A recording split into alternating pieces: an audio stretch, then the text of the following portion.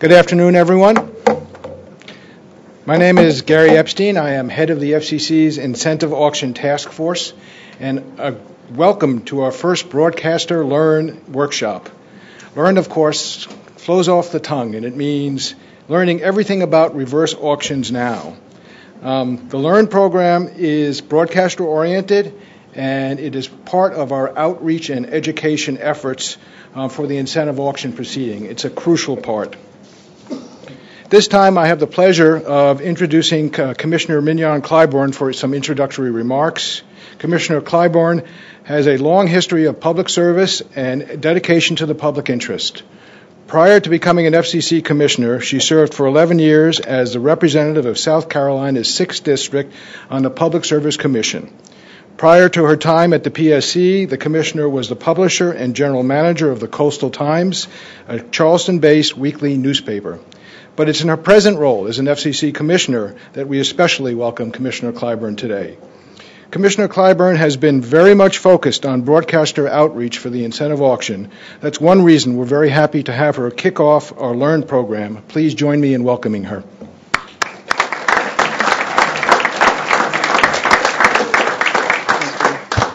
Good afternoon once again, everyone. I wish to thank all of you, but more particularly the Venerable Gary Epstein, for that kind introduction and for inviting me to join you here today.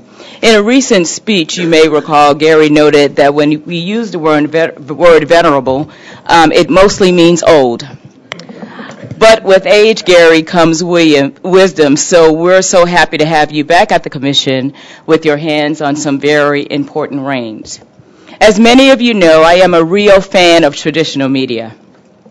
Part of this comes from the fact that my parents always carved out times during the morning to read the daily paper and to take in the morning news shows. And some of that, of course, comes from the fact, as Gary mentioned, that I spent 14 years as a general manager of a small weekly newspaper in Charleston, South Carolina. Many inspirations for the features in the Coastal Times came from tuning into TV broadcast and radio programs, for they not only have the capacity to tailor information to the local communities they serve, they again were inspirations for me and reinforced how important and how I could differentiate my product to better serve my readers. Localism was alive and well then, and I believe that still holds true in most markets, and in every community I believe it is essential. My appreciation for broadcast is also influenced by the fact that diverse communities make America strong, proud, and unique, and that these positive characteristics should be well displayed through the local programs our broadcast licensees air. Such content is vital to the daily workings and wherewithal of neighborhoods, large and small, and the faces of local anchors are often as familiar to us as our family, friends, and neighbors. Given that, it should come as no surprise to you that I believe that the broadcast TV industry is the most important vehicle in serving the critical information needs of our nation's communities. So as the Commission proceeds down this path towards holding voluntary incentive auctions, did I say voluntary? Yes, I did. I remain confident that the broadcast TV industry must and will remain strong for two main reasons. First, Congress mandated that these auctions be, voluntary, and that the Commission make all reasonable efforts during the channel repack to preserve the coverage area and the population served of each broadcast television licensee. And second, both Chairman Janikowski and the Incentive Auction Task Force want the broadcast TV industry to succeed. As I mentioned in my statement when we adopted the incentive auction NPRM, the chairman was clear when he said, voluntary incentive auction authority gives us a unique opportunity to strengthen both our mobile and broadcast industries, and to maximize the opportunities of spectrum depends on active engagement of the public in all stakeholders. The senior leadership team of the Incentive Auction Task Force, Gary Epstein, Ruth Milkman, Julie Knapp, and Bill Lake, has shown that both of these principles are guiding the incentive auction proceeding.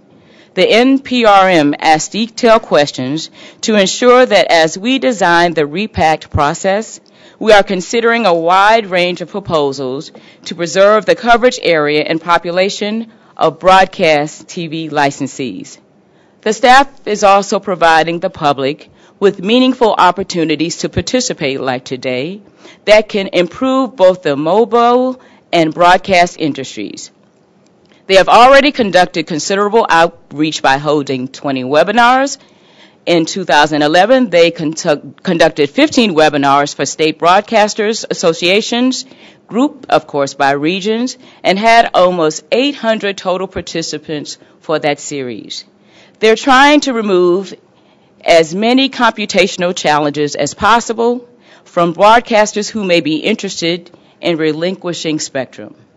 If we need more clarity to the process, the staff has shown me that they are open to all reasonable recommendations. Let them know and let me know if you need more information to help you decide whether this incentive auction opportunity is the right one for you. We are on a great path with incredible opportunities before us, and I am confident that today's workshop and the other outreach efforts that will follow will be both informative and thorough. And I again thank Gary and the team for being proactive, transparent, and engaging. Thank you very much.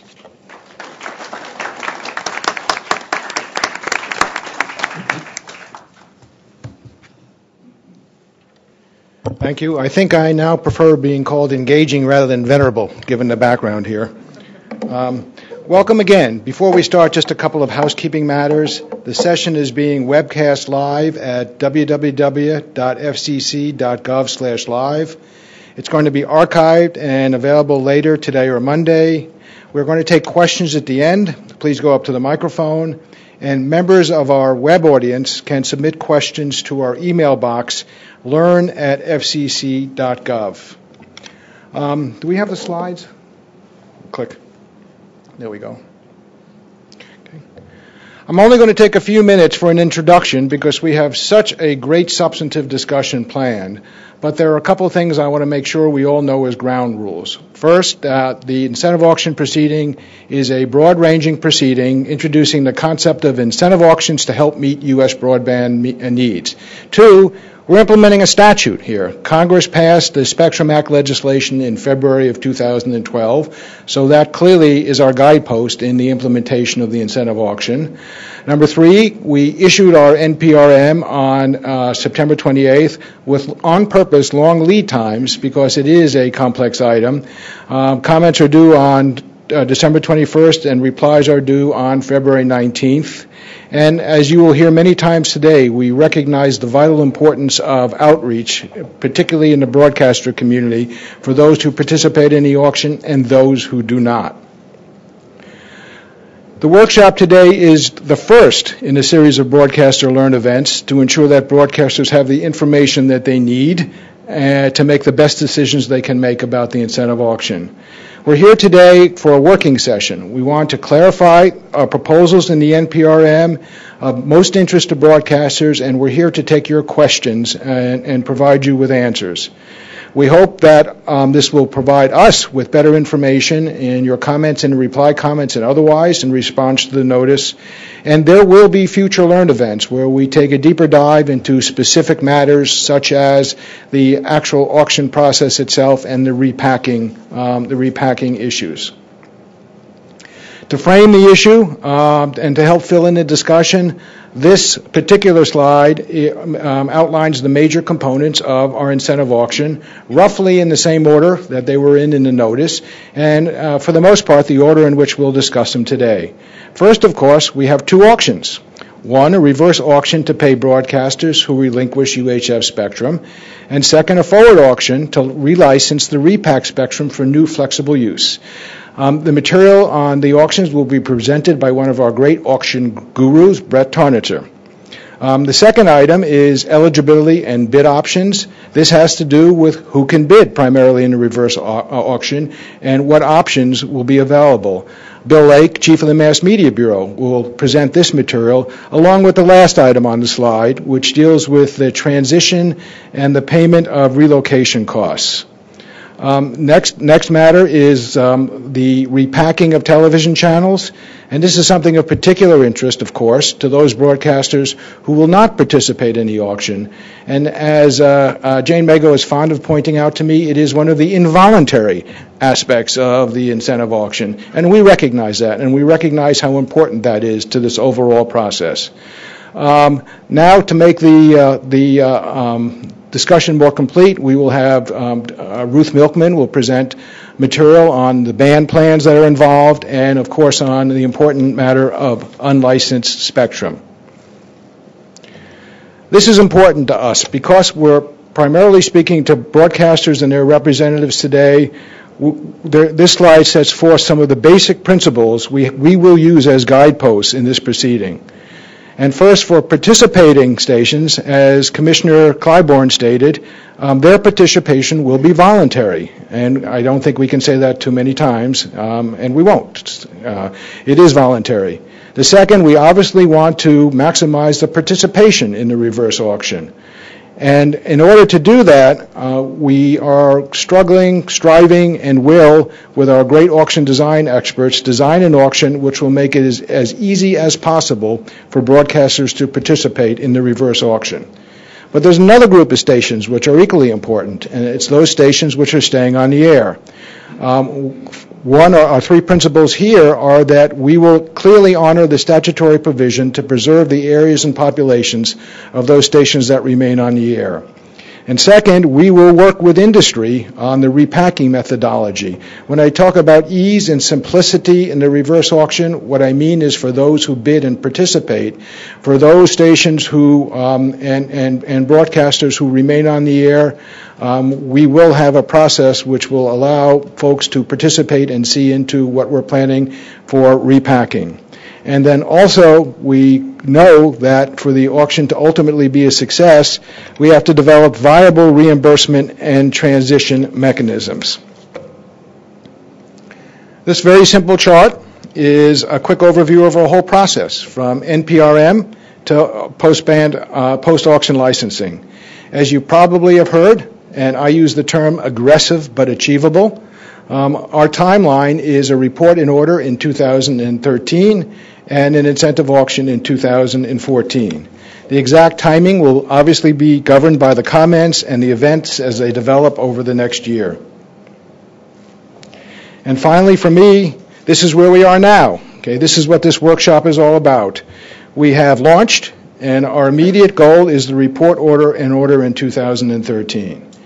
I look forward to the presentations, and we look forward to your questions. Thank you.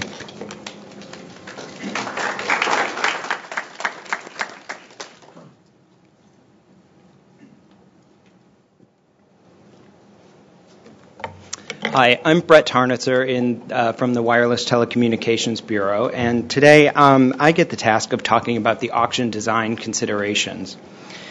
There are many elements to this auction, so we tried to create a framework in the NPRM to help parse them out, make them easier to discuss, to analyze, and honestly for you to comment on. One of our key goals in designing this auction, not only to keep it voluntary, but also to keep participation simple for all broadcasters. So in order to see how the pieces fit together, we asked some auction design experts. We were very lucky to be able to hire the best in the business, Paul Milgram and his team at Auctionomics, and Larry Osabel and his team at Power Auctions, to help us work through some of these issues. So we asked them to come up with a possible auction design, keeping simplicity as a key goal. Now, this discussion piece, which we affectionately call Appendix C, and you soon will, was provided to start the dialogue and to help people see one way that all of the pieces could fit together. The final determination of the auction design is going to occur later in the process, after we've heard from you in comments to the NPRM at open forums like this and more to come in the future, and as part of the pre-auction process. So for those of you new to FCC auctions, welcome. During the typical pre-auction process, that is the phase that's after the report and order, a comment public notice is released, and it includes integrated proposals addressing the auction design elements that we're going to talk about today for both the reverse and forward auctions. After developing a record through the comment public notice, a procedures public notice comes out that specifies the auction procedures that will actually be used. So don't feel you have to grasp all of this simplicity at once today. We on the auction design team are here to help you through the entire process. So with that, we'll move on to the basic elements in the auction. There we go. There are a lot of pieces of the auction design, and they're all interrelated. So I find it helpful to sort them out in terms of three major categories. The first is bid collection. It's not only what bids people can submit, but how they're collected. Next is the assignment and winner determination. That's how the bids are evaluated to determine which bids become winners. Now, this component also determines the channel assignments for all broadcasters that will remain on the air. That's both those that don't participate in the auction and those that do participate in the auction but whose bids are not chosen and they go to their pre-auction band, or those that participate in the auction and choose to move to from a UHF band to a VHF band. This is when the channel assignments actually get made. Then there's determining payment amounts. And this is the issue of how much you pay winning bidders for their bids. So we'll move on to bid collection. So the statute talks about three relinquishment options for broadcasters: going off the air, sharing a channel, which conceptually can be thought of as one or more broadcasters going off the air to share a channel with somebody else, and moving to VHF. The Commission didn't see this list as exhaustive, though, and we asked in the NPRM about the possibility of broadcasters accepting payments to voluntarily accept more interference than otherwise permitted by the rules, thereby facilitating tighter repacking. The NPRM seeks comment on whether this should and how this might be implemented in the auction. So regarding channel sharing, I just want to note that in the discussion in Appendix C, the bids by channel sharers were treated similarly by the bids from individual stations to relinquish their rights, just with the idea that they would then go back on the air with a channel sharing partner. So then how the bids are actually collected. There are two options for how they actually are collected that we talked about in the NPRM. One is a single round sealed bid format, and the other a multiple round auction. Now, in the single round format, bidders submit one-time best offers for one or more of the options. In the multiple round format, bidders see prices for each option, and prices decline round by round, hence the multiple rounds, and bidders exit the auction when the prices are too low. Now, the single round is certainly more simple to implement. There's just one round.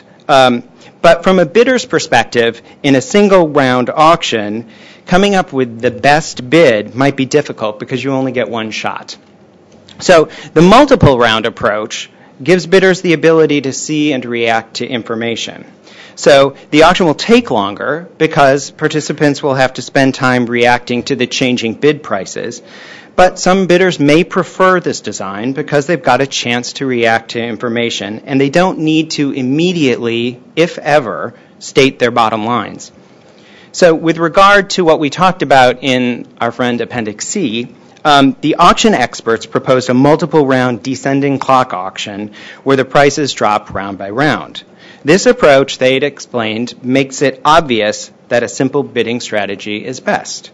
If the price offered is above the station's bottom line, you continue to accept this price. If, on the other hand, the price offered falls below that bottom line, the station can choose to exit the auction and accept a channel to continue broadcasting in its pre-auction band. So, evaluating those bids once collected is complicated by the fact that stations who will stay on the air have to be repacked and assigned a channel, consistent with the repacking rules that we're going to talk about later on. Now, how you evaluate these bids depends in part on the auction format. In a sealed bid auction, you get the bottom line bids of all the participants and can evaluate them having all of that information in front of you. The NPRM talks about a couple of different ways you might do that. In a multiple round auction, however, you get information about which bidders will accept and reject offers in each round and evaluate it as you get it. Now, because different stations have different coverage, even within any one market, when cleared, they free up different amounts of spectrum. An obvious and general example is a Class A low power station versus a full power station. As such, the FCC discussed possibly scoring the bids during the bid evaluation to reflect the interference the station causes to other neighboring stations, as well as the population that the station serves. So different stations, in the case of a multiple round auction, might see different prices, even within the same market. Now, in the auction design discussion from Appendix C, the auction experts discussed evaluating the bids in decreasing order of scored bid amount and checking for repacking feasibility at each step. The next category to talk about is how you determine the price to pay bidders. In a pay-as-bid auction, the payment is obvious. It's the amount bid. However, the pay-as-bid approach from a bidder's perspective creates incentives for the bidders not necessarily to bid their true value, but rather to try to guess the maximum amount that they could bid and still win. Since it's difficult to know this amount, bidders are likely to guess incorrectly. Thus, pay-as-bid requires bidders not to only determine the value of their license, but to try to determine the values of competitors, and it results in complex bidding evaluations. So the bidding evaluation and formulation can be complex in a pay-as-bid auction because it requires a lot of assumptions on the part of bidders and guesses about competition. Another alternative is to pay what's called a threshold price. In a sealed bid auction, this is computed by the auctioneer and is simply the highest bid a bidder could have made and still had their bid accepted. It creates a simple and clear incentive for bidders to bid their true value. There isn't anything to be gained from that bidder by aiming any higher. Thus, the bidding rule can encourage bidders to take a more simple and straightforward strategy to bid the value. If your bid is accepted, you won't be paid less than your value, and you may be paid more. If your bid is not accepted, it was because another bidder has a lower bottom line price than yours. Now, in the clock auction, as discussed in Appendix C, the threshold price is simply the clock price when your bid is accepted. And that's the point at which the station can no longer be assigned a channel in its pre-auction band. Therefore, the bid to voluntarily go off the air is accepted at that price. Our auction experts, thank goodness, have provided a longer discussion than this in Appendix C, talking about the threshold price. So those are the key elements for the reverse auction. The next topic is really how the reverse and forward auctions fit together. We talked in the NPRM about two different approaches. The first is a sequential approach, and that's simply running the reverse auction first, followed by the forward auction. However, because the two auctions are interrelated, the reverse auction gives supply information, the ability to clear spectrum channels at a price, and the forward auction gives demand information, the willingness to pay for that cleared spectrum. Running them sequentially would require bidders in the reverse auction to answer hypothetical questions about how low they would be willing to go so that the auction can be prepared for whatever demand emerges in the forward auction. Alternatively, the idea of a concurrent approach, discussed in Appendix C, allows the reverse and the forward auctions to run simultaneously for a given provisional target number of channels to clear. It does not require bidders to answer hypothetical questions. They only need to answer questions about relative prices determined by actual competition and actual demand. As simple as that sounds. We developed an illustration of the approach to help make it clearer to see. So, at first, we start with an initial clearing target. It's a number of channels to clear in the reverse auction and also to be sold in the forward auction. Next, we actually run a reverse and a forward auction. So the reverse auction that we discussed is a descending clock auction where prices for clearing channels start high and fall. The forward auction is an ascending clock auction, so prices for clear channels start low and rise.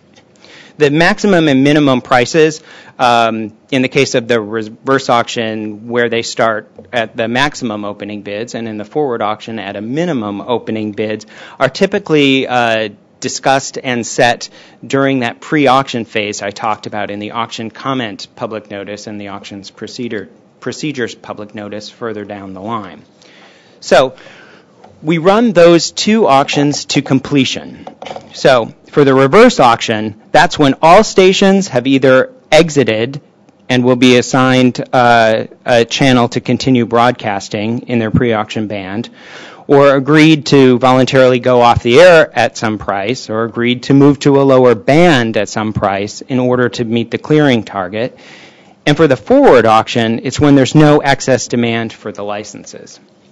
At that point, we can determine a price for clearing a given number of channels and a demand price for a given number of cleared channels, and we can compare them and see if the closing rule is met. Now, the closing rule is something that we see comment on in the NPRM, and it looks to recognize our statutory obligations and goals set out in the legislation and by the Commission. If this closing target is not met, we have the ability to reduce the spectrum clearing target and continue the auctions.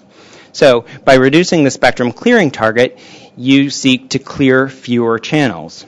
And the auctions can continue.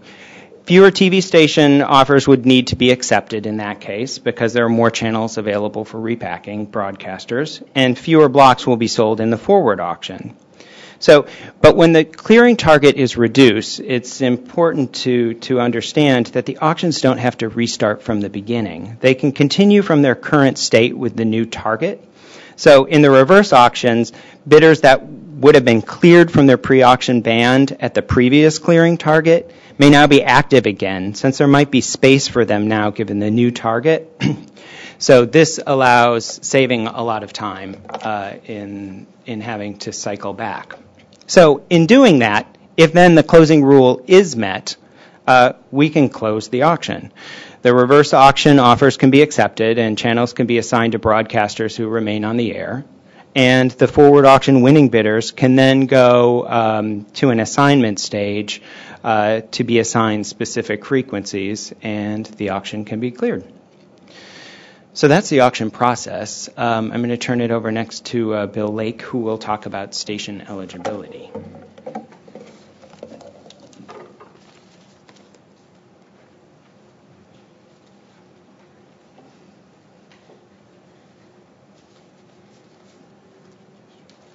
Thanks, Brett. I think I know most of you, but I'm Bill Lake, the Chief of the Media Bureau. And we hope that there is so much interest in participating in this auction that you're dying to know whether you're eligible. And I will give you some of the highlights of that. Everything that I'll be discussing is treated in more detail in the notice, and copies are available at a very low price. The statute tells us the initial points as to who's eligible. The auction is available to full power licensees and Class A licensees. We've expanded on that in the notice to propose that we read this to include both commercial and non-commercial full power stations. And with respect to full power stations, we've concluded that we should allow participation in the auction by a station that had a construction permit on the date the statute was enacted, but who covers that with a license by the date that the auction starts. The statute says that licensees may participate in the auction, and if you're a licensee by the date of the auction, we think that you should be included. Class A stations are also eligible to participate. We do address the question of whether a station, and there are regrettably quite a few of them, that may either have a pending renewal or enforcement matters pending against it, should be allowed to participate in the auction. And we say yes. We also treat in another part of the... Oh, yeah, excuse me.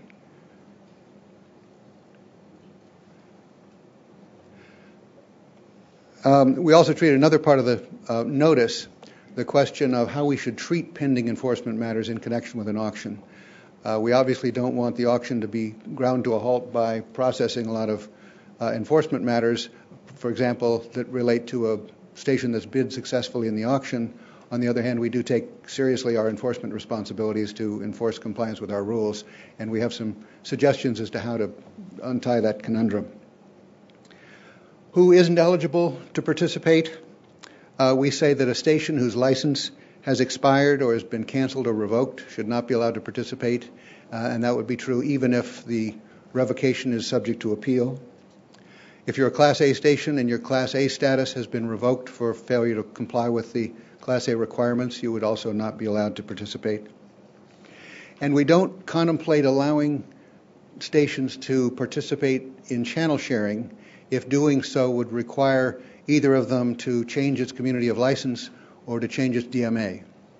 We do contemplate that two stations with different communities of license could channel share if they can continue to cover both of their communities of license.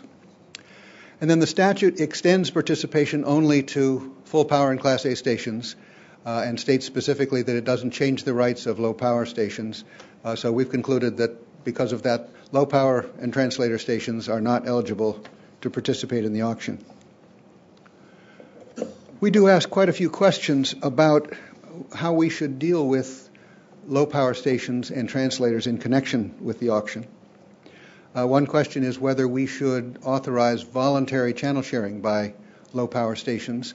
As you probably know, we've issued an order with respect to channel sharing, laying out a general rules regime for channel sharing in connection with the auction, but that covers only Class A stations and full power stations that are eligible to participate in the auction.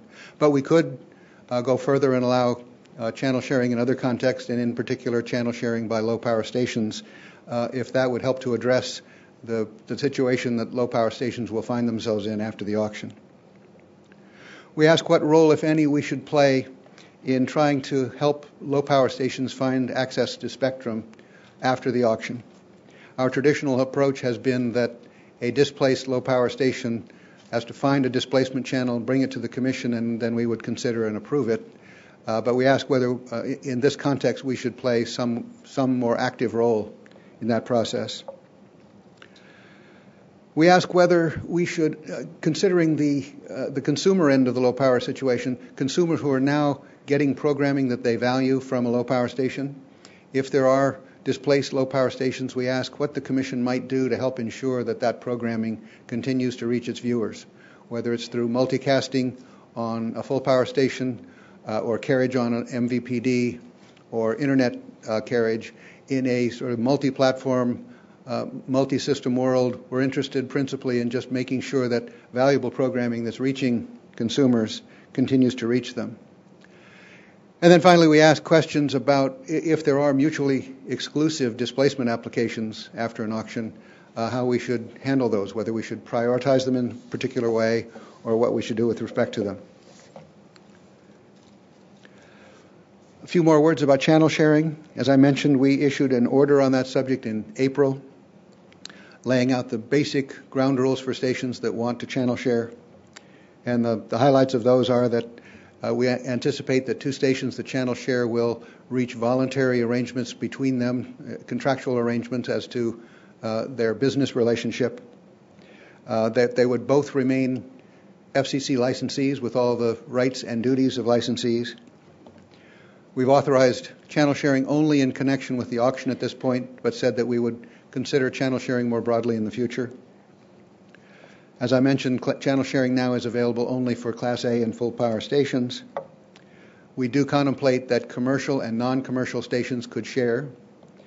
And finally, we made clear, as the statute does, that stations that channel share will retain their must-carry rights determined on the basis of their shared location. We held a workshop in May on channel sharing, and the proceedings of that are available on our website. We ask some further really nuts and bolts questions about channel sharing in the notice. One is whether we should, although the arrangements between channel sharing partners will be contractual private arrangements, whether we should require certain provisions to be included in those agreements in order to protect FCC policies or protect consumers from disruption. We ask what we should do if two stations are channel sharing and one of them loses its license, or one of them wants to sell its license to another. What happens if a Class A station is sharing and then it loses its Class A status and therefore its eligibility to share under our rules? And we've addressed the situation if a Class A station and a full power station should share with each other. Basically, we say that the power of that station, the authorized power of that station, will be determined by the sharer station, the station whose license is being shared. A couple of further questions about channel sharing. We do want to protect the spectrum that's available for non-commercial stations. So we've provided that if a non-commercial station should share on a channel that's been used with a commercial station, it would continue to be obligated to comply with the non-commercial rules, and if it wanted to sell its station, it could only sell it to another non-commercial station. And if it invites a commercial station onto its channel, the non-commercial station would continue to have all the rights and obligations of a non-commercial station.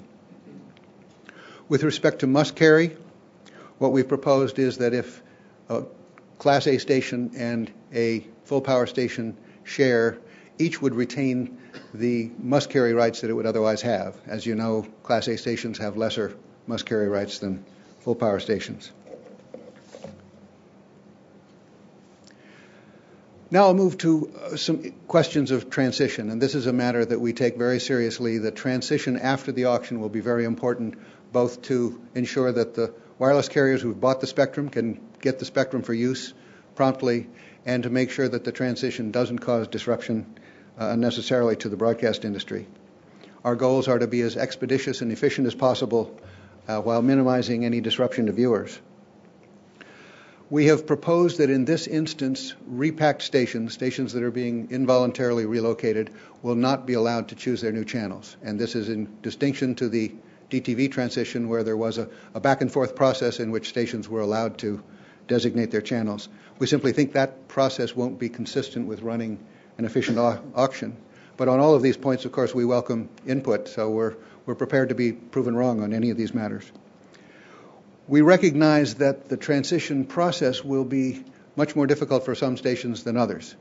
If it's simply a matter of retuning facilities or installing a new transmitter and possibly a new antenna, that's one level of difficulty. If it requires major changes to a tower, that could be far more difficult and more expensive. We've proposed to have an expedited process for handling the minor change applications that will be required in this process, and we'll welcome input on that, but we think that's one way in which we can try to depart from the usual two-step procedure we would handle and handle these changes much more quickly. And then we propose to have a cleanup session after the repack is announced, when stations are informed of their new channels, a process in which a station could come back to us and apply to be given a different channel than the one it was assigned in the repack. We've asked exactly how that could be done in a way that could be efficient, but this would be a way for a station to come back and say, we know that you've given me this, but I think I could do better on this other channel. It seems to be available. Perhaps I've made arrangements with other stations that might be affected that would allow me to exist on that channel, and you might have not have known that.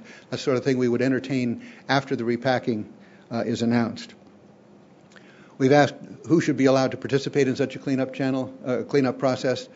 One thought we have is that if a station has received auction proceeds for moving from UHF to VHF, we probably wouldn't allow it to come back and then ask to be moved back to UHF. But there are other questions, such as if you've moved to VHF, should you be allowed to choose a different VHF channel or request a different VHF channel than you've been given? And should this opportunity be available only for the stations that have been moved or for any station? Is it possible that some stations that haven't been moved will nonetheless be affected by the repack in a way that ought to enable them to come in and say, please give me some adjustment? The transition process presents some challenging issues of timing. We've asked whether we should try to have a single transition completion deadline for the whole nation and for all broadcasters, or whether we should phase it, possibly have a geographic phasing across the country. We've asked how much time should be allowed, whether 18 months would be sufficient to allow broadcasters to complete the on-the-ground transition. We know that in the DTV transition, some of the last stations to do that transition managed to complete the process in about 12 months. We recognize this is a different process, but we've asked sort of what would be a reasonable period to expect that to be completed. When should we require that a bidder whose terminating offer has been accepted actually cease operations? When do we and how do we inform consumers of their need to rescan when the stations have been moved? We do anticipate that there will be a public outreach and bidder or public education process here, as we did with the DTV transition. And then finally, MVPDs will have to make certain adjustments when the stations have moved, and we've asked about what should be the formal notification process for them. Reimbursement of the expenses of moving broadcasters is going to be a major challenge for us and for the broadcasters. As you know, the statute authorizes us to reimburse expenses of stations that have to change channels. We have $1.75 billion available for that purpose. We held a workshop on that whole reimbursement process in June, and again, the proceedings of that are on our website. Our goal here is to be as efficient as possible while making sure that we avoid waste, fraud, and abuse, because ultimately we're spending public dollars. A major constraint is that the statute says that we have 3 years from the completion of the auction to complete the reimbursement process. Now, we haven't defined exactly what we would treat as the completion of the auction in that context, but 3 years will be a challenging period. And we ask questions such as who should be eligible for reimbursement and what costs should be reimbursed. The government and this agency have handled other reimbursement programs in the past, and we seek to learn some lessons from those as to how to do it efficiently. One way we've proposed as a possible way of coping with the 3-year deadline would be to pay reimbursed expenses in advance. Now, there are 2 ways we could do that. We could have a partial payment in advance with a true-up afterwards against actual expenses, or we could simply establish standardized payments, possibly tiered on the basis of the size of the market or the nature of the station, and say simply a station in this category will get this much to be reimbursed. Now, there's obviously some possible imprecision in that as compared to reviewing every receipt. On the other hand, it might be far more efficient. It might facilitate meeting a 3-year deadline, and it might actually save public money, save all the money that would be spent reviewing the detailed expenditures. That's only a proposal. The other proposal would simply to have people do the moving, be paid after the fact, and we would review the expenses.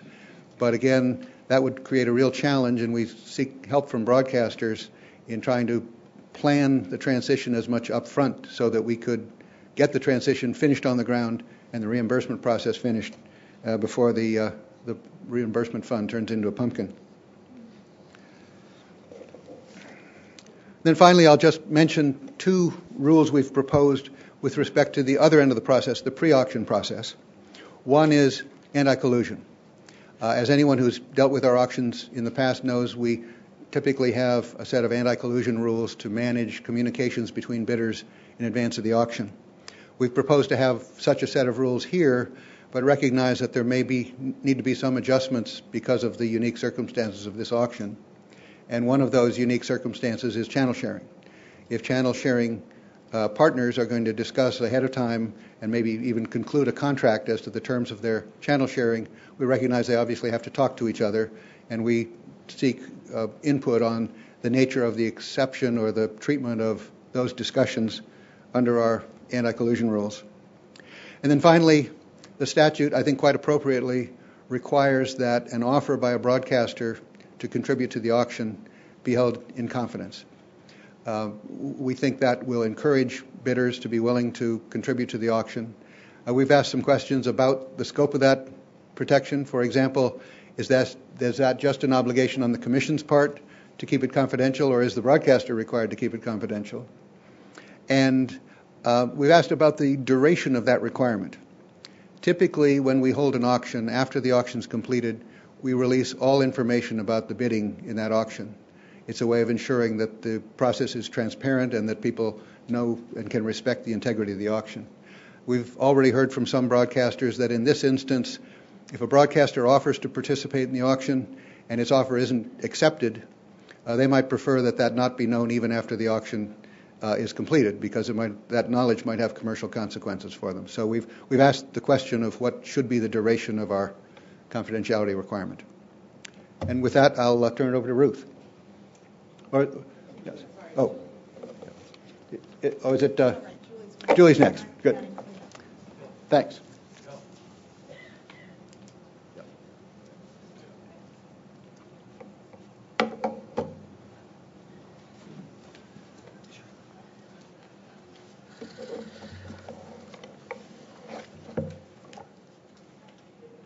Well, good afternoon. I'm Julie Knapp, and I'm Chief of the Office of Engineering and Technology. I'm here to talk about the most exciting part of the program, repacking.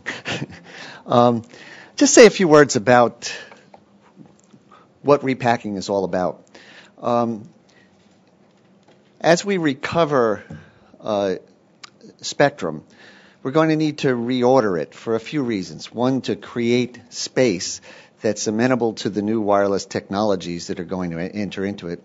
And secondly, to reduce the number of intersections or borders that we have between the TV broadcast stations and the new wireless services, so that we can minimize the risk of interference between the new services and the broadcasting. When you start to move stations from one channel to the next, there's this little thing called the laws of physics that comes into play. Even if you keep everything the same, the mere fact that you're moving a station from one channel to another because of the change in the frequencies can result in, because of differences in the propagation, some changes in the services even within the coverage area. So some of the things to think about, as stations may choose to participate in the incentive auction and go off the air, there are going to be instances where the interference is eliminated. So that's a good thing. There'll also be situations where there's existing interference and a station is moving to a different channel, and so there again the interference has disappeared. But the new channel assignments can at the same time create potential for new interference, and we're going to have to account for all of these and many other factors. So the legislation in discussing repacking called upon the FCC to make all reasonable efforts to preserve, as of the date of adoption of the statute, February 22nd, 2012, the coverage area and population served of each broadcast television licensee using the methodology in OET Bulletin 69. So what is this Bulletin 69? 69 is a method for calculating both the coverage area and the spots where there may not be coverage, either due to propagation such as hills or terrain that are blocking signals, and a way to calculate the interference you may be getting from other stations so you're not getting service in what otherwise would be your coverage area. So we called upon the coverage area as the noise-limited contour without regard to interference from other stations. So that's basically the area inside the circle in the diagram. And the population served is who receives the signal within the coverage area, excluding station interference and terrain obstructions.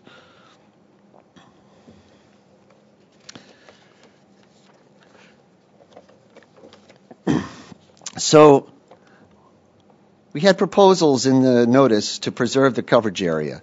We said that the Repack stations may continue to use their existing antenna patterns and adjust power to achieve the same total square kilometers covered as before repacking. Or the station may choose an antenna pattern and power resulting from an FCC software run. And we're anticipating a de minimis impact within the coverage area, less than 2% due to changes in terrain loss. We're currently considering only reassignment of channels, no involuntary, did I get that right? No involuntary geographic moves that are contemplated. Only a channel sharing station will move to a new geographic location, its partner's tower.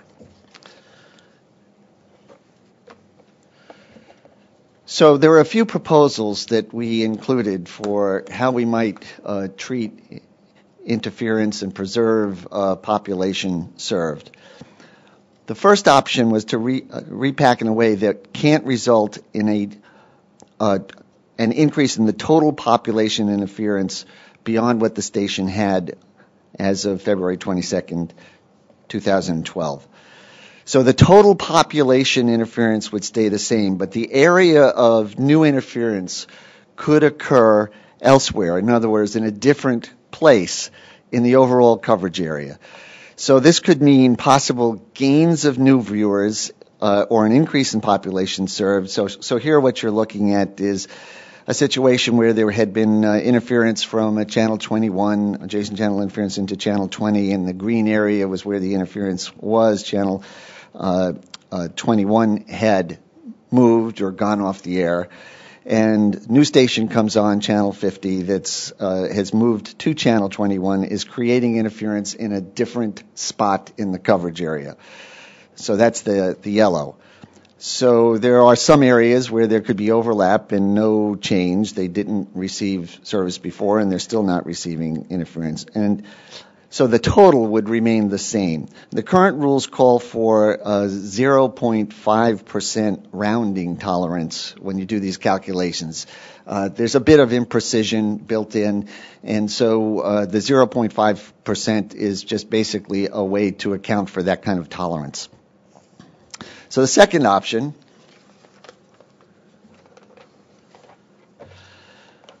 is where the repack can only replace population interference that existed as of February 22nd, 2012. No new areas of population interference would be allowed that exceed 0.5% viewer loss.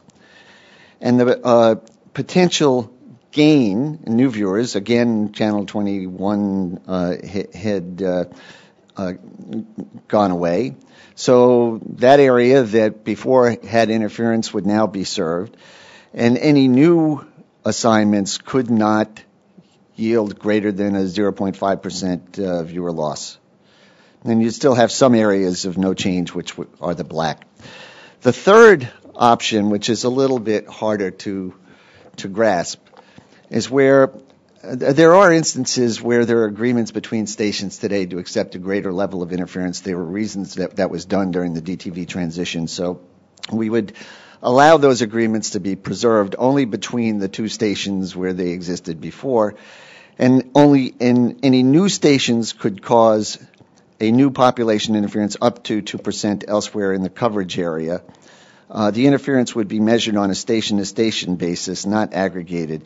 In the notice, we asked whether there should be a cap put on that. And you might wonder, well, what's the difference between all these things?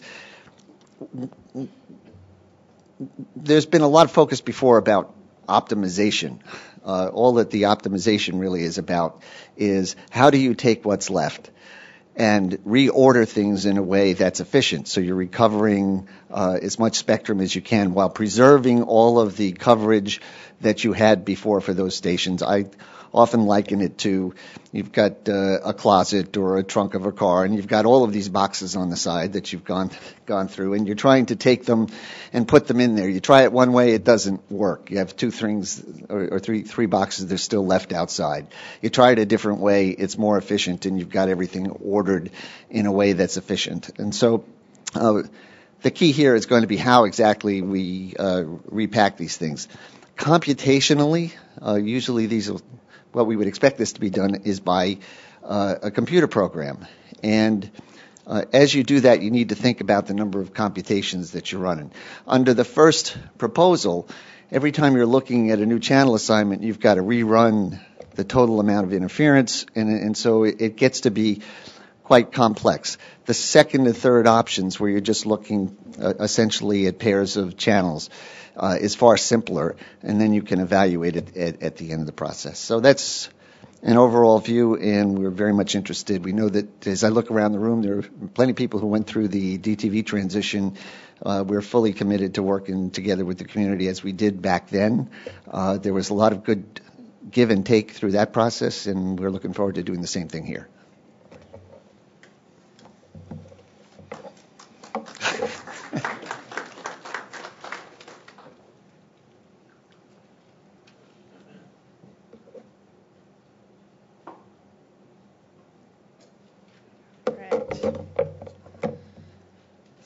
Thanks, Julie. I'm Ruth Milkman. I'm chief of the Wireless Telecommunications Bureau, and I'm here to talk about what the wireless band plan might look like after the auction. And then I'll talk about some other uses in the band, including BAS and unlicensed.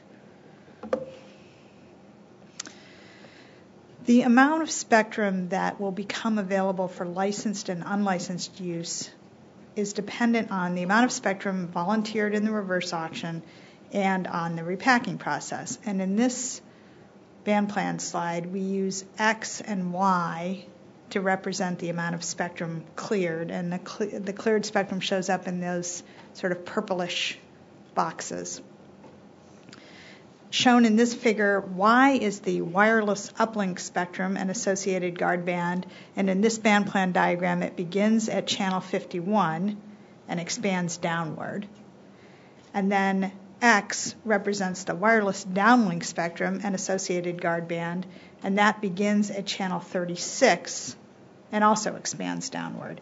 And the reason that we placed in this particular proposal the downlink band next to channel 37 is that channel 37 is currently used for non-broadcast purposes. It's used for radio astronomy and wireless medical telemetry. And so it's already a natural separation between television and wireless operations. The notice of proposed rulemaking has a number of alternative band plans in it, including taking everything down from channel 51, coming down from 51 and up from 21, and sort of every variation.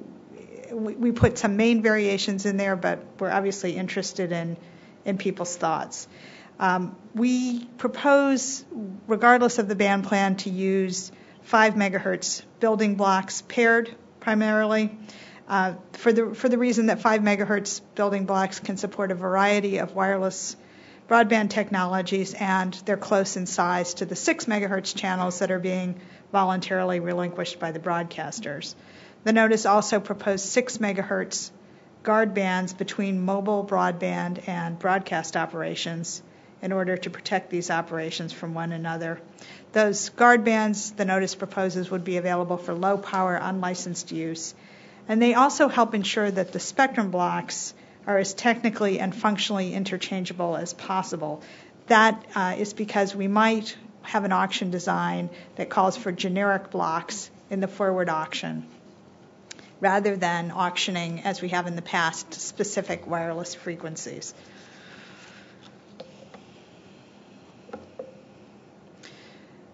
It might be the case that we clear different amounts of spectrum in different parts of the country. So we might be able to clear less spectrum along the Canadian border because we need to protect Canadian as well as U.S. television operations. And so one of the interesting things and novel things about the particular band plan approach that's proposed in the notice is that it's flexible enough to accommodate varying amounts of wireless spectrum in the different geographic locations. If we allow for non-nationwide clearing of channels, then we can allow more broadcasters the opportunity to voluntarily relinquish their spectrum usage rights, and we can also allow wireless providers to obtain additional wireless spectrum wherever it's available. So the band plan that is shown on the screen actually has 5 members of a family. And as the engineers are calling these band plan families, it might be that the FCC decides we would only have 2 or 3 band plans, one along the border, one for the vast majority of the country, and a third perhaps for a couple of special cases. But the band plan as proposed is flexible enough to accommodate more variation than that. It's all a trade-off between how much variation we wanted to tolerate. We propose in the band plan that there would be a fixed amount of downlink spectrum. So we vary the uplink spectrum, but the downlink spectrum is fixed. And that is driven by a consumer device concern. That is, it's helpful to have the same type of receiver filter in all consumer wireless devices, and that's what fixed amounts of downlink spectrum do.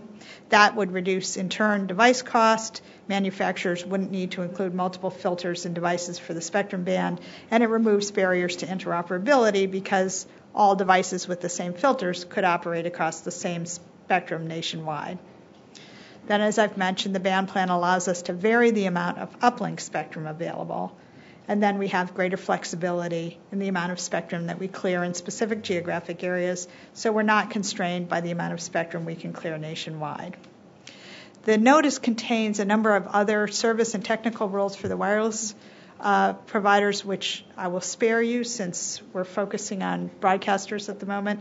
But among those are performance requirements that would require the wireless providers to build out their systems to serve a specified portion of the population within a given time or face penalties.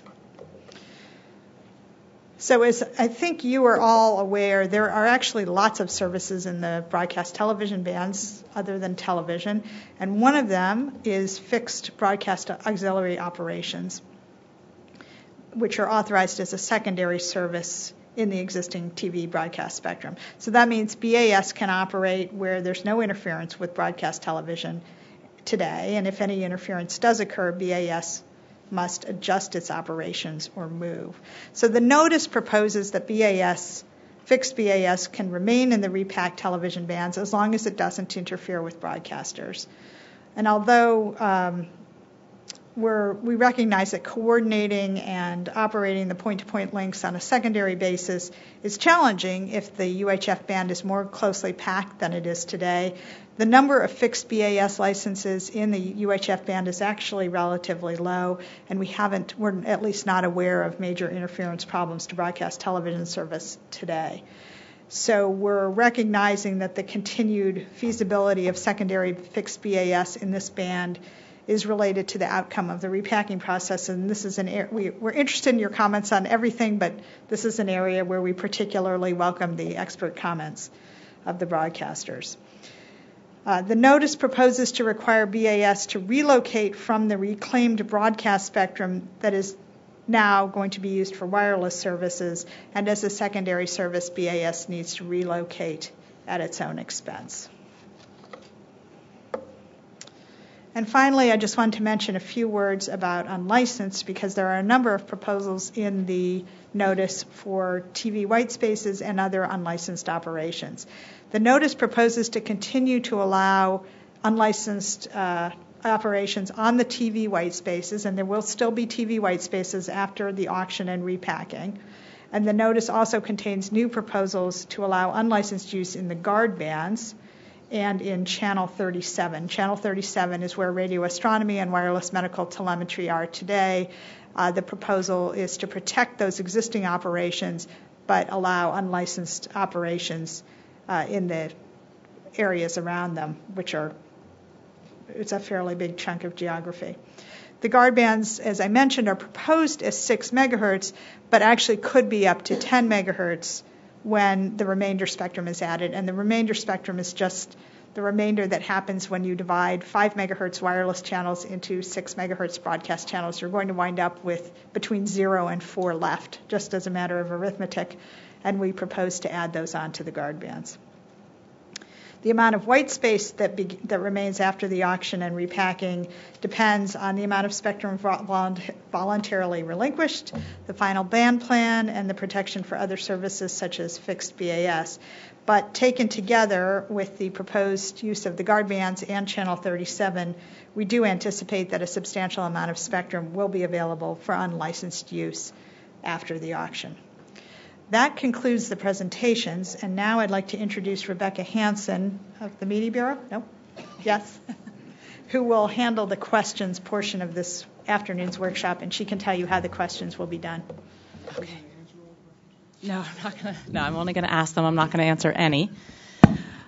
But I just, before we start, I just want to mention that this deck will be available on our website, the website that Gary mentioned earlier, fcc.gov/learn program, as will an archive of this presentation. So you can go back and look at that if you need to.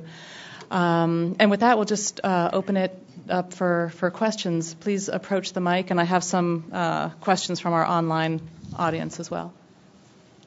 If you identify yourself. Yeah. Jim Snyder from iSolon and the Edmund J. Soffer Center for Ethics at Harvard University.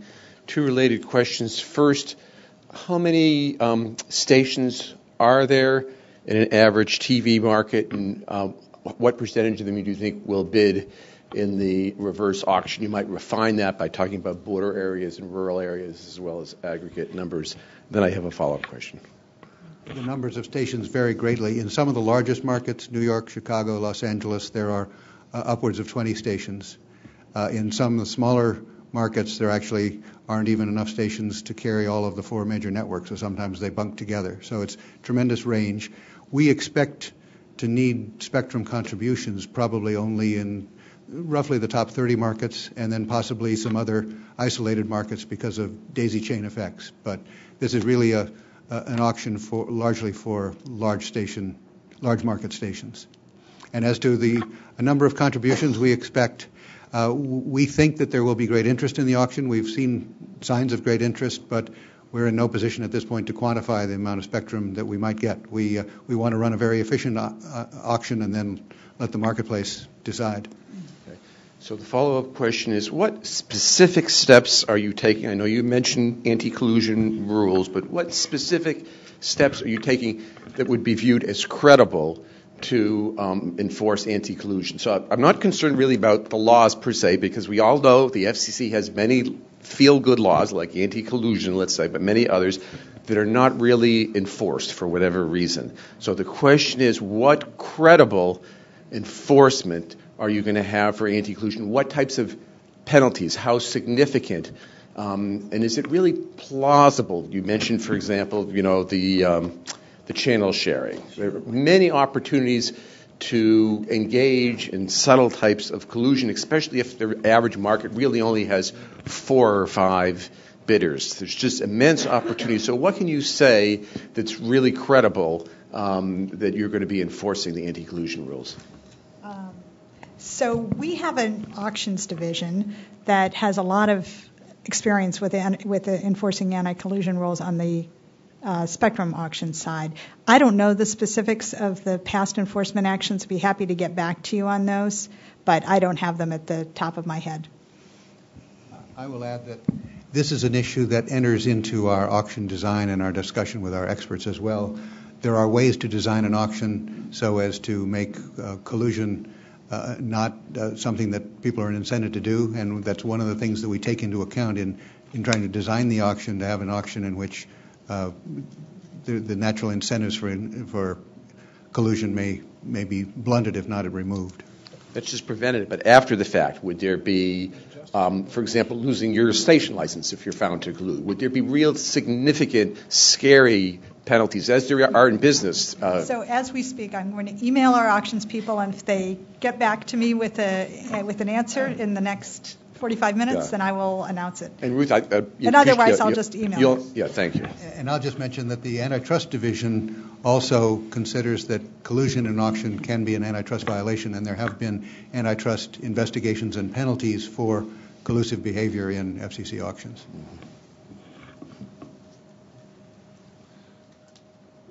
Good afternoon. Cass Calba International.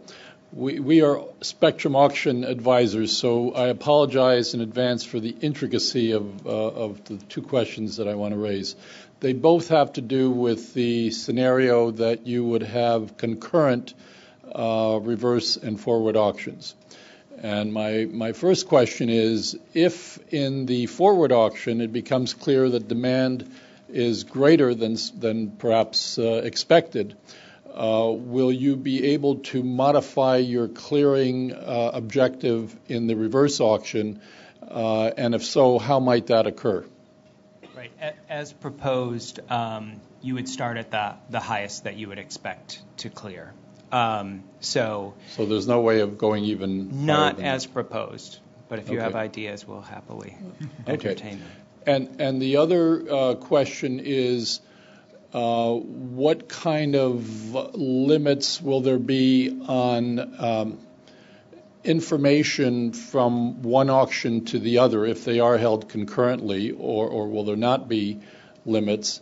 And related to that is the question of potential bidders that might be both sellers and buyers, and how do you deal with that, especially if there are severe restrictions on the information that people on either side might have about what's going on in the other concurrent auction? Sure.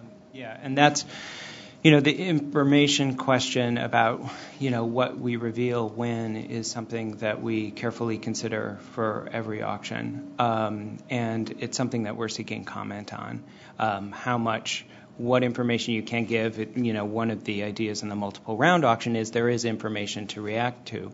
But the amount of information and how that information can be used is an important consideration. So it's something we're seeking comment on as well. So we don't have any... Nothing formulated as to... Nothing yet. Mm-mm. Thank you. Mm-hmm.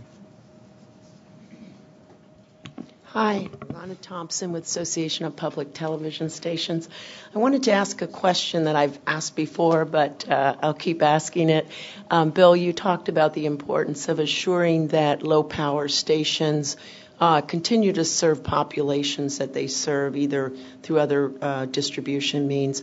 One of public television's greatest concerns is the fact that we operate a very extensive television translator system. We have a universal service mandate in our statutory act that we take seriously, and we serve over 99% of the country, much of which is done in the very rural and rugged terrain areas with TV translators.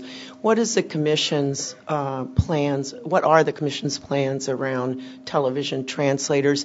And our particular concern goes to areas where some people may receive their sole service, television service, through translators, and we don't see those areas being developed either by fiber or other means in the near future. That's something we're studying quite closely. We've met several times with the Translator Association. We do know that some states like Montana and Utah are states in which many viewers rely on translators as their sole source of television. We very much want to make sure that people don't lose their access to television through this. We do see that there are ways potentially to try to deal with any compaction that may exist in the band that may squeeze translators. First of all, in many of these rural states, we don't expect many, if any, spectrum contributions to the auction, but they will be affected by the repack if there's a smaller TV band resulting. But there are also opportunities for the digital transition, which is still underway for low power and translator stations, may create the possibility for translators to carry more than one station. Typically, in the past, it's been one channel in, one channel out for a translator, but with digital technology, you might have multiple channels in and multiple channels out, which would allow carriage of substantially more programming on the same amount of spectrum. So that's just one possibility, but we do want to work with the translators and those who are interested in them to make sure that we come up with the best solution we can. Thank you. That's very helpful. Hi, Mike Ravino, Civic Affairs TV Network. My question actually might be a good follow-up to what was just said. We're a new company. We're building out across the country, starting here in Washington, D.C. We provide civic affairs programming for broadcast TV stations. If you don't have cable, don't have satellite, you don't get C-SPAN, you don't get the government access channel, you don't get the education access channel. Well, you might say, well, it was only 19%, 17% only have over-the-air in the DMAs across the country. Well, our research has dramatically shown that not to be true. In the Washington, D.C. DMA, in the District of Columbia itself, 42% of the people do not have cable. They don't get the government access channel. We're primarily using low-power TV stations. The station we're in negotiations to purchase here in D.C. sees 6.5 million pops in the entire region, meaning we can provide government affairs programming that you can't get without cable to the entire region. I want to know specifically for our case and for low powers across the country, will we be able to keep our licenses and find a place in the repack no matter what? I don't think we have an answer to that question at this point. We have asked questions basically that are similar to yours. What do we do about the room for low power stations after a repack? We've also asked the broader question of how to ensure that programming such as you describe continues to reach viewers through whatever means is possible, such as multicasting on a full power station or carriage on cable or whatever. But we're with you in asking those questions, and we'll hope you help us find answers. I appreciate that, because the full powers won't carry our programming because of all the uncertainty and going on with the auctions. Public broadcasting won't carry us because they consider this not part of their mission. So we're the only lifeline for civic affairs programming is free over-the-air TV. Thank you. Hi, Mark Frederick, BIA Kelsey. I just want to clarify something I read in the NPRM about Class A's being sharees with full power sharer stations, that the Class A stations will be able to boost their power up to the full power level if they are the sharee. Is that what you meant to say? That is the proposal. Our understanding is that if they're broadcasting on a single 6 megahertz channel from the same transmitter site, that they can't have two different levels of power, and our proposal is that the full power station not lose its full power coverage. So if a Class A station could negotiate that arrangement, it would have a larger reach than it had before. Okay. Thank you. I want to turn to a few of the questions that we got through the web, and just as a reminder, especially for the online audience, we've set up learn@fcc.gov, and this mailbox will be up after this, throughout this whole process. So you can always send questions there, and those questions will be looked at by this entire team. But first, we have one that is actually directed to Julie.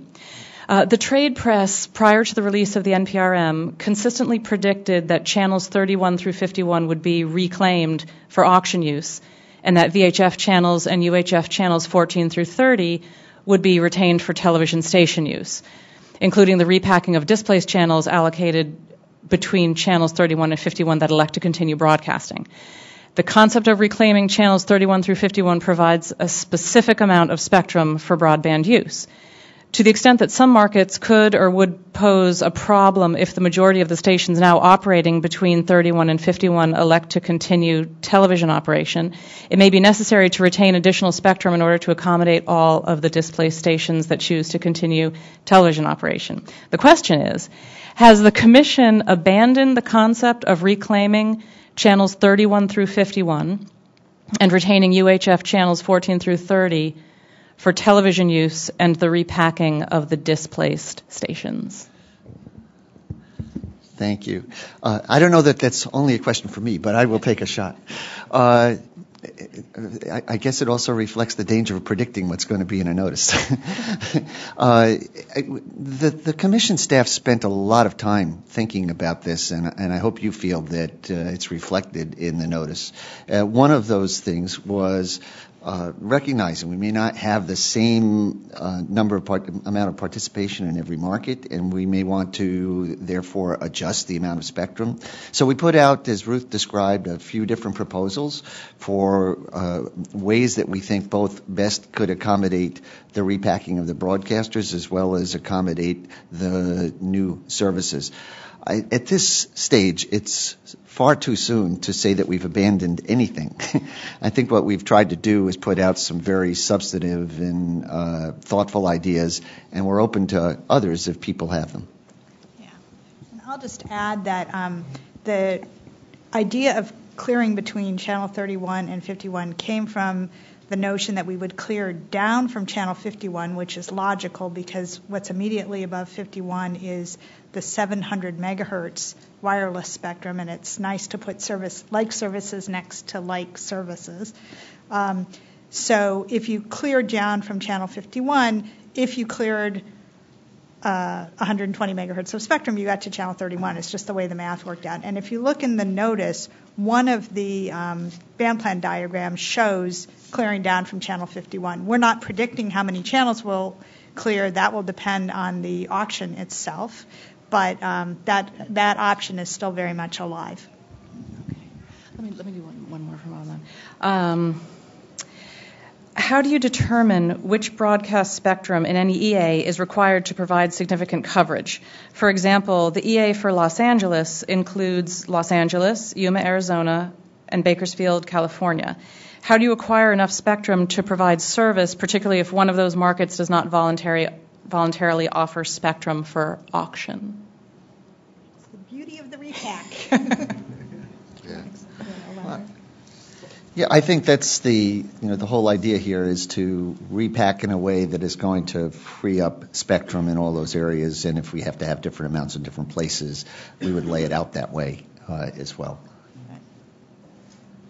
So, two related questions. The first addressed to Julius. You articulated very vividly that no broadcasters would lose any coverage area as a result of the auction and this transition process. You did the same thing with the DTV channel transition. But there's the other side of the equation, which is many broadcasters will and did, and the DTV, get expanded coverage. Now, as far as I know, there were no publicly released statistics about actually quite a massive increase in megahertz per pop that broadcasters got as far in the DTV transition. Are you planning on releasing any similar figures here? For example, Mark Fratrick noted that with the Class A, there could be a massive expansion in coverage. I think the public interest would be well served if there was a little data to that effect that is publicly released. I'd love it if you'd go retroactively and do it for the DTV transition, because that was the part of the story that never came out, and you constantly read trade press and other articles, and it pretended it never happened. But are you willing to release that data as part of, at the end of this process, so the public can find out what actually happened? So let me make a distinction. In DTV, we provided flexibility for stations to actually move their service areas. I mean, that was one of the conscious decisions that was made, and you have to also remember that it was part of some of the incentives to transition early. So there we had stations that actually had changed their service area. That's not what's really contemplated here. What's contemplated here is essentially just keeping what they have, not a complete reordering. Contemplated in the DTV transition, but it happened, and it could happen with, for example, the Class A's, as Mark Fratrick questioned. That's a huge potential increase. So are you willing to say that you'll release figures about how that changes over time? That's obviously what business people and auctioneers, those are the type of metrics they use. So I would first of all say that the two are a bit different. We were transparent about allowing. We published maps of how the coverage areas. We published information about the changes in coverage and population and so forth. So I think all that was out there. If at this point, not anticipating a change in the statistics, if that were to happen, we've been committed to an open and transparent process all along. So I can't see why we wouldn't do the same thing. Okay, so that's nicely segues to my second question to Ruth and Bill, and that it has to do with the transparency of the bidding process. So you articulated, for example, the bidders, which makes perfect sense, would like to have as much confidentiality as possible in the information that comes out as part of that process. So first, I'd like to clarify, you're not in any way considering that the winning bidders would also have secrecy in their bids. You're just talking about the losing bids. There's no contemplation that winning bids would not have to disclose all of their bidding. We don't contemplate that, and we think it will likely be obvious in public information if a station has had its offer to go off the air accepted and it goes off the air. But no, we were talking about confidentiality after the auction only for unsuccessful bidders. And all the prices will be disclosed. There'll be no for winning bids. Well, I think we're still working through the confidentiality issues. There's statutory. So there's the confidentiality for broadcasters. There's the desire to not discourage broadcaster participation through by disclosing information. There are also other public interests, as you note, in having information disclosed. And we raised a bunch of issues on this in the notice, and we'll be very interested in seeing what the record says on it.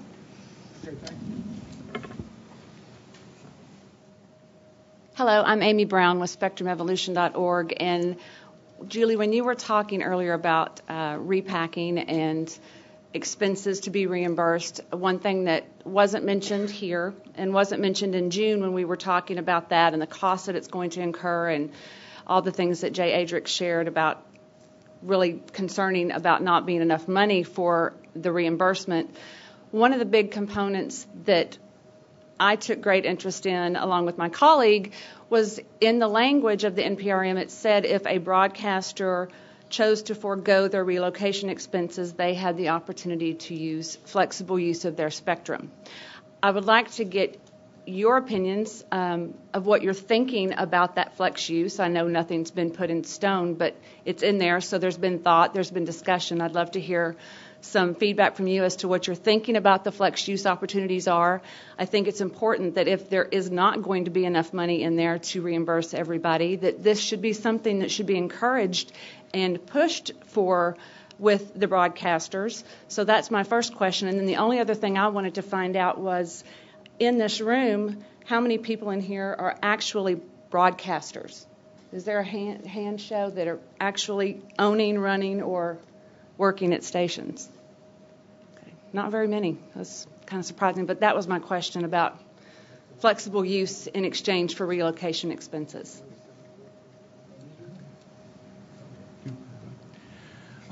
It's in the NPRM because it's a statutory requirement. It is one of the things that we are asking about. I don't know if Bill has, but I haven't heard much from the broadcast industry about, wanting to take advantage of that. Okay. Julie and Rebecca and several people showing the flexible use opportunity. Well, that's great. And it would be terrific if in your comments you brought that forward for us, and we would be very interested in it. I think what I was saying is I haven't heard much from the broadcast community yet, but that's okay. It's early in the comment cycle, and we welcome that. The only other point I want to make is I think it's a little early or premature to decide that the $1.75 billion wouldn't be sufficient for broadcaster relocation. We don't know that yet, and that's other information that we'd like to gather as we go along. So the flexible use is clearly part of the statutory scheme that's there. We welcome it. It is part of the NPRM, and if you've got creative ideas, let's put them out there for the public to see, and then the broadcasters will have a choice. I happen to be part of that information. Love to share some of it with you. My question, however, relates to a little incongruity as I see it in wanting to encourage a broadcaster, like me, potentially, to contribute spectrum. And I've heard some really wonderful words about how the FCC wants to give us every possible incentive to participate in this auction. What I don't understand is why let's just assume for sake of discussion, because I can be as open as I want about my own interests, I want to participate in the auction. I'm going to be one of those broadcasters that apparently doesn't exist, who actually is going to come out and say, I think it's an interesting idea, and I would very much like to consider it seriously. Why would I then be required to continue to operate the stations, incurring additional expense? Because conceivably my rationale for participating is because I have either an economic incentive or there's some other economic condition that's caused me to believe that contributing my spectrum to the auction is superior to operating it, right? We'll make that as an accepted premise. Why would I be forced, in essence, to continue to operate it until the auction takes place? Because I'm going to incur more expenses, and arguably that would make it more difficult for me to participate in a lower number, keeping the cost of the spectrum more economical for the future purchaser.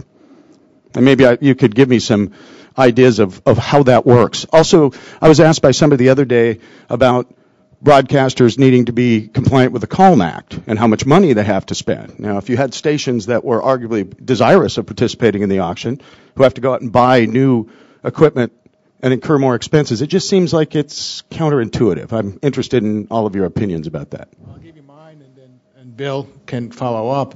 We're running as fast as we can to give you that opportunity. As I've said, people have said we are, the way I express it is aggressive but achievable. So we are looking to a report and order in 2013 and an auction in 2014. Now I know that's a bit away from for you, but we don't have the structure in place yet, and there are probably some bumps before we get there, before we know exactly how the auction will work, and for you to make a rational decision about whether or not to participate.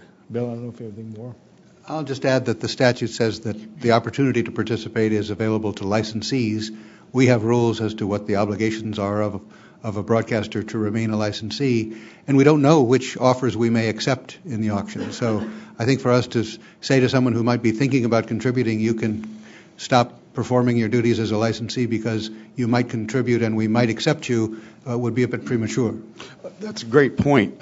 Follow-up would be conceivably a station. You have rules that allow stations to go dark, so they could go dark, saving some form. If you ever paid a power bill on a full-power television station, you know that that's actually a pretty significant amount of money.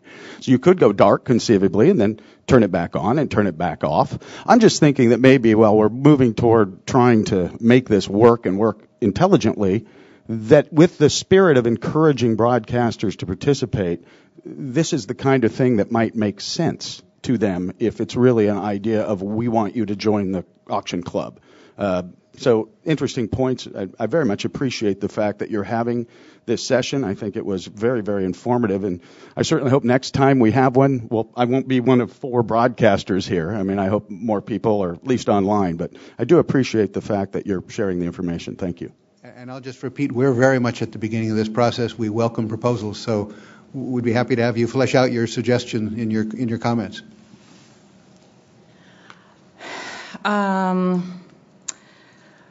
These two are related, so I'll just ask them at the same time. Will carriers with significant spectrum holdings be barred from active participation in the auction?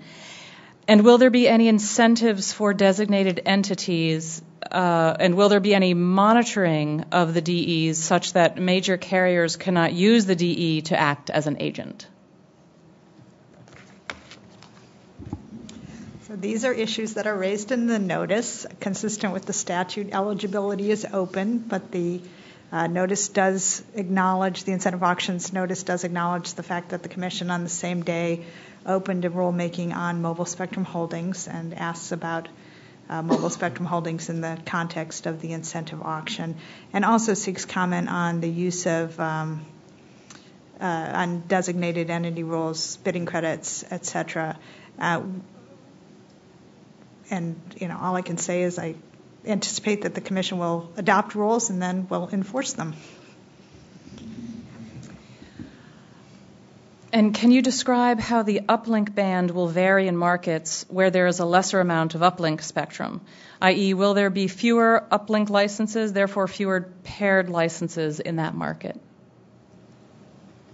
Yes. Okay, so I'm looking at Chris Heltzer, who's in the back here, who's the engineer, one of the engineers who designed the band plan. So if he starts waving his hands, then I'm making him come up and take the mic.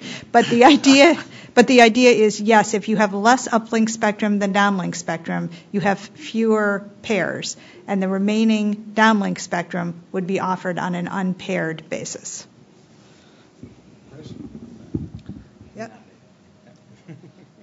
All channels. Okay, one more from the set. It has been written that the broadcast spectrum is homogeneous across all markets. If this is true, isn't broadcast spectrum in DMA 2 more valuable than DMA 151?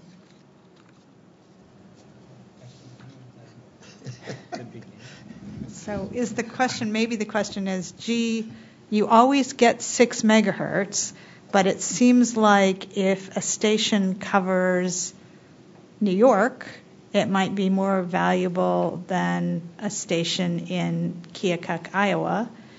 And does the auction take that into account? Yes. Yes. And bidders wireless bidders will take that into account when they're evaluating bidding for that spectrum. The spectrum has different value for both the wireless industry and for broadcasters, depending on the market. Yes. Hi, my name is John Blake. I heard mention of the desirability to touch on the implications for BAS spectrum. And that's an integral link for most provision of local news. And so I'd just like to hear more about that in terms of what the plan is for BAS. So a lot of there's mobile BAS in the 2 gigahertz band, the ENG, the electronic news gathering, and I think the incentive auction doesn't affect the availability of that mobile BAS spectrum. So you're asking about the BAS in the 600 megahertz band, right? And the hope is that, and the Wireless Bureau actually licenses this spectrum. I think the Media Bureau used to license it, and somewhere along the way, it got shifted over. There aren't that many BAS links out there, and the hope is that they can still be accommodated after the auction. They may have to move, though. They may have to relocate to different frequencies. I don't know if I guess if you're a broadcaster that provides local news, which is a source of revenue, as well as serving an important service, right. You'd like to have some assurance of what you could do by way of supporting that service via the BAS. Right. And there have been lots of struggles over that spectrum in the past, so it's not a clean slate to operate. Right. So the statement is that the broadcaster may rely on the BAS links to provide news, which is contributing to the revenue stream, and may have an interest in having some certainty about the availability of those links. Unfortunately, it's a secondary service. And so it has only the protections of a secondary service. That is, it's protected against the unlicensed or the TV white space operations, but can be a television broadcaster would have priority. I guess one hope is that since they're all broadcasters, it can be worked out. But it's definitely an issue that we all need to work on, to focus on. I wish I had the answer, but I don't. Good afternoon, Daniel Campion from Ether Consulting. Question to Ms. Mookman about the guard bands. I have two questions. The first question about the guard bands. Why is it 6 megahertz? And when you're saying 6 megahertz, and it could be bigger depending on the amount of sort of excess spectrum that's available. I'm drawing more or less from Europe, from most of the work that I do in Europe with operators, and their guard band is 1 megahertz, and the interference we've seen to date is not as substantial as was initially thought. So I was wondering what your thoughts were on why it was 6. Yes. So 6 is a reasonable number, we believe, for it's basically one channel spacing. And so we invited comment on it as well. You've got to bear in mind, and we've done analysis elsewhere, when you start to run the numbers, for the power levels we would anticipate being used here, if you start to get at reasonable separation distances, you probably, at least by our calculations, are going to see interference. That said, we anticipate that there will be a rich record to draw on here, because there are a lot of interests in this on all sides. On the one hand, we have to have enough to be sure that we're protecting broadcast. On the other, we have an obligation not to make it excessive. And in the mix of this, of course, Ruth talked about spectrum for unlicensed. So the unlicensed doesn't drive the size of the guard bands, but we have to make sure that we've got a reasonable balance between the protections we have to put in place. And 6, I think, is a reasonable number based on our past experiences.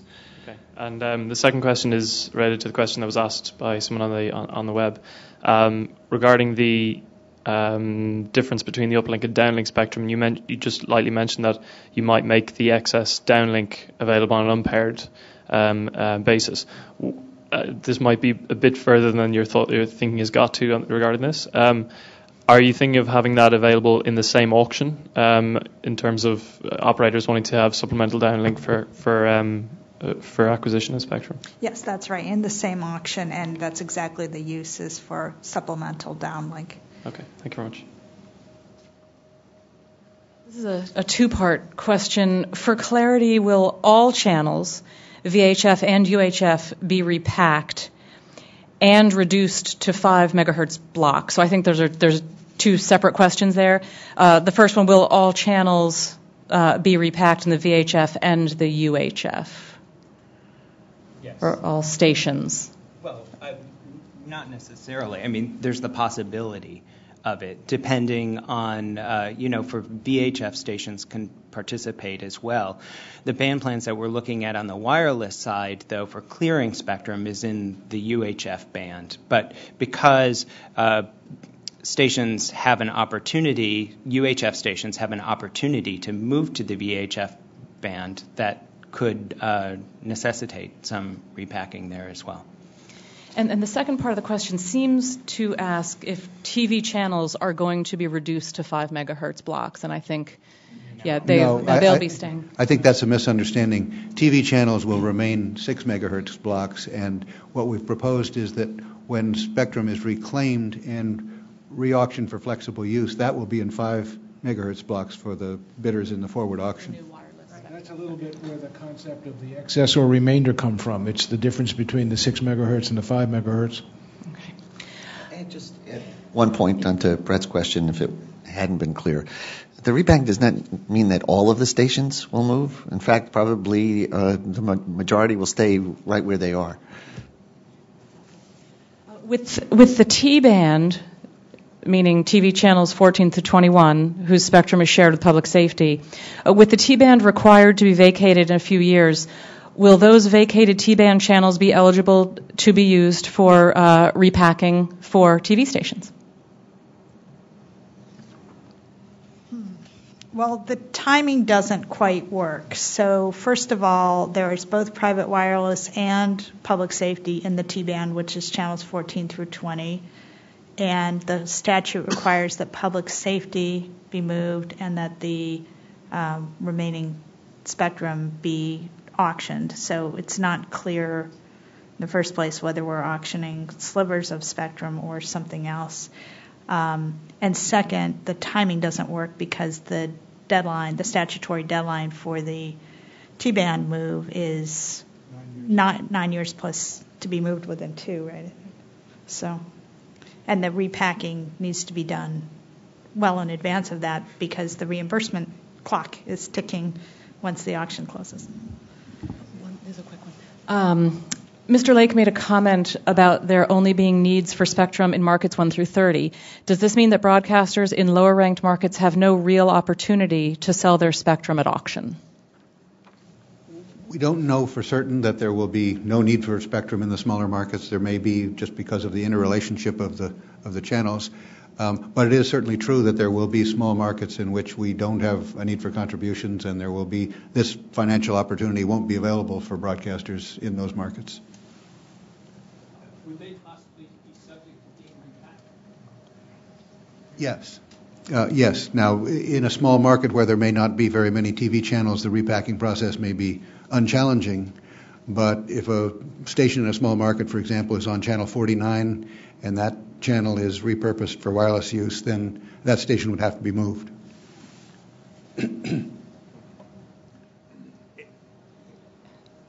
Okay, so the top 30 markets you're anticipating there being a lot of action. What happens, this is probably in the NPRM, I haven't seen it. What happens if you don't get enough spectrum that you're looking for? You're going to move us low powers out of the way to grab it? Is that what's going to happen? Wouldn't it be better to put us in the auction, then we could at least have them buy it? Or I don't know, how are you going to do that?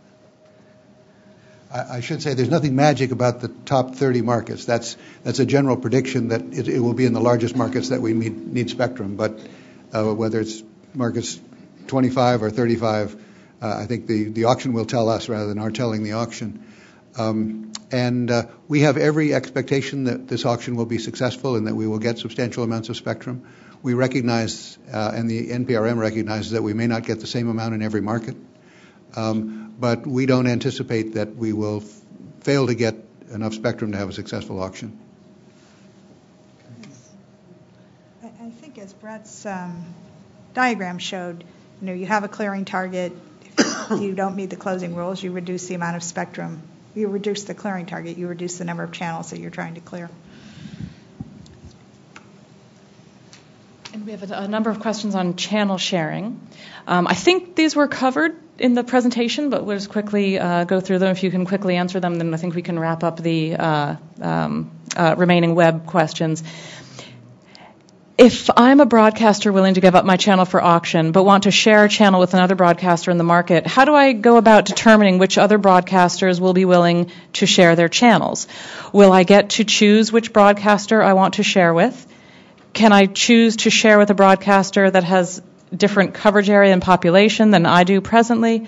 And who pays for overhead costs of operation of the shared channel? I know that's sort of a lot in one fell swoop. I think the answer to most of those questions is that this will be a private transaction, a contract between two broadcasters. They will each choose their partner. There will be some role of the commission, undetermined at this point, in terms of approving such arrangements, but we contemplate that these will be private arrangements worked out between two stations that feel they're compatible and want to share. And as I mentioned, we will not allow changes of a community of license or DMA, but we do anticipate that there will be a move by one of the stations to the tower of the other if they're not on the same tower, and that will involve some change in their coverage. Question, can VHF stations participate by offering channel sharing to a UHF station if they're able to work out a revenue sharing agreement for the auctioned UHF frequency? It's related. Mm-hmm. Yes. Yeah. Anybody else from the audience? Okay. Just one quick question to Brett regarding the auction mechanism. Forgive me if you touched on this or if you haven't actually got in depth thinking about this. For the forward auction, are you thinking of using something like the SMRA that's been used several times in the US, or are you thinking of moving to something like the combinatorial clock auction that's now beginning to gain momentum around the world? So that's something that we ask about the format, just as we're asking about the format for the reverse auction. And actually what's proposed in Appendix C is sort of somewhere in between. A clock and ascending clock auction, whether or not combinatorial is an open question at this point. But the idea in showing that diagram, you want to keep the forward auction, you want to complete the forward auction as quickly as you can, because the results of the reverse auction and the forward auction have to be examined together.